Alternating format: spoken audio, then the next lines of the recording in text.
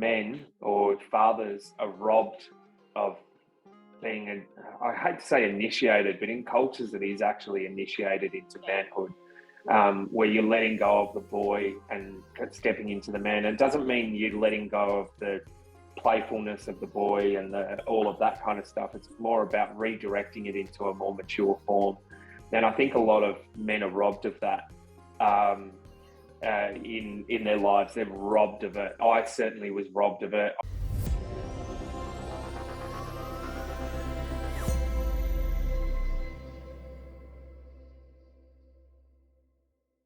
Work, have you seen a lot of fathers not on the scene? Like, dads that aren't there because they never know how to be there too? Without a doubt. I think that there's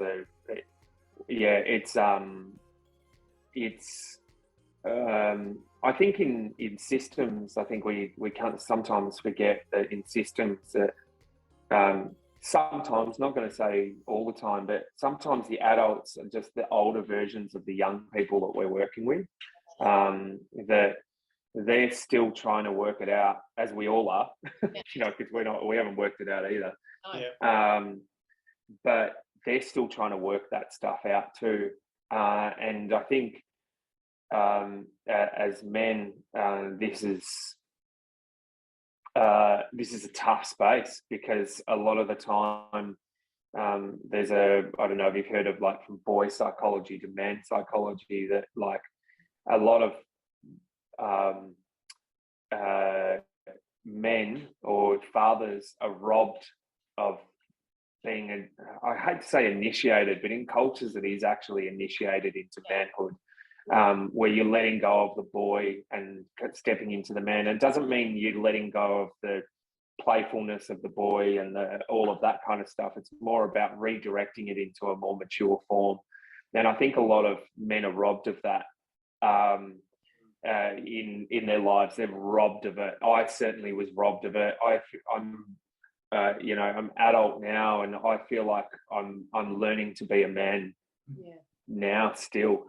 And a lot of the, toxic versions of manhood is like what, it's a shitty version of masculinity, which I know I'm opening this up as a bigger thing, but it really is that. I think a lot of fathers are robbed of that. But at the same time, I won't make excuses for them. That's just a reason. And that's a reason why things happen. But I think I work with a lot of fellas, and a lot of it is about them taking ownership of that, ownership of mistakes you've made, ownership of who you are, and building to be a better person. And I say that because I have to do it myself too, and I do it daily. Like, it's still a daily practice, because I don't know about you, Brendan, but do you feel like you might have been robbed of that? Yeah. I was just going to say, like, my dad passed away when I was 14, so right, I had to find other sort of models to sort of like, so what is a father? What is that? There's times where I'm like, life's shitty because I didn't have a dad who could just, I could spend time with. I had to intentionally go out and say, well, what does a dad look like, and what do you do? And so fortunately, I was able to get into a community where I got that, which I'm still, like, I'm not there yet, obviously, but I feel like I've got keys and tools now to know how to be at least a good dad, and so I think if I've got the tools and people around me who can sort of continue to sort of speak into my life, say, hey, when you said that, or maybe you could try this, or that's for me, that's where I've developed a lot, because I've allowed myself to learn from others the best version of being a dad that I can be, and that's still ongoing, even though my kids are in the 20s, they're still my kids, and I'm still have responsibilities to them and to the next generation. So that's part of my passion of being in this space, being able to sort of share what I've learned. You know, I haven't got all the answers, but this is what I've learned. This is what worked for me. Maybe it could help you. You know, just be willing to sort of share. So I'm always willing to share, you know, what I've learned. So hopefully that will help somebody else, you know, in their journey of life. So yeah, wow, that's incredible, Brendan. Like, that's a really, really. It sounds like that would have been a huge journey. That's really, really cool. And I'm sure your children reap the benefits of that. All of that work, even though I know that it's continuing, but that's really great. Yeah. That's really, really cool. Yeah.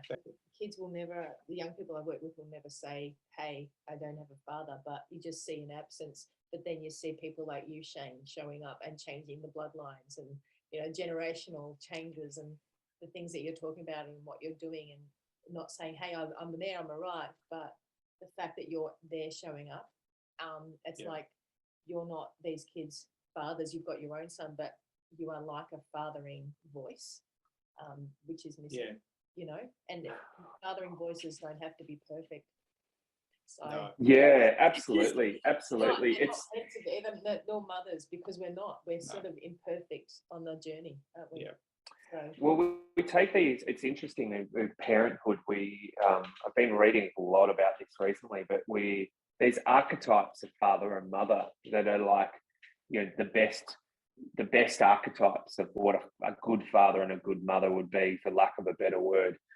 And a lot of the time we have this dedication to parents that may not have served those archetypes, you know, because you can love, but sometimes they don't have to be guided by your parents, but sometimes people feel like they should be, or they're like, dad did this, so I should do this, or mum did this and I should do this.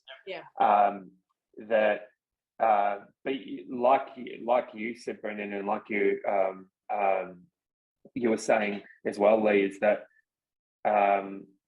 you don't have to find that in your parents. I certainly didn't have that with my parents. We've had really up and down and wild relationships with my parents, but I don't have a connection with one of them, but I still love them both, even though they struggled to be parents at times that were pivotal to me. But I don't think that they didn't try, but on an outside, it might look like they didn't from somebody else's perspective. But I don't know, when you sort of heal, you see people, you appreciate the trying, because there is this perfect expectation of a parent that I don't think any of us are.